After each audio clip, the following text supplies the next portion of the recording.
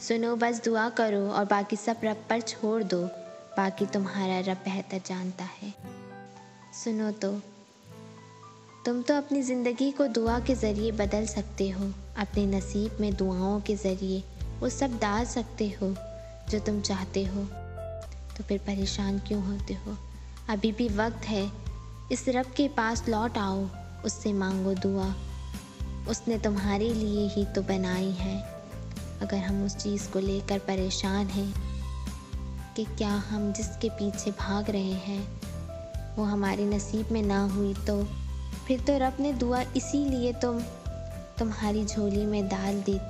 तो तुम किस बात को लेकर परेशान होते हो? तो अगर हम ये चाहते हैं कि हमारे नसीब में तकलीफ़ है तो क्या हुआ, हमारे रब ने हमें भी तो नवाजा है कि हम जाएं अपने रब के पास और मांगे दुआ जैसी खूबसूरत नेमत से उससे, क्योंकि उसे हमारा मांगना ही तो पसंद है।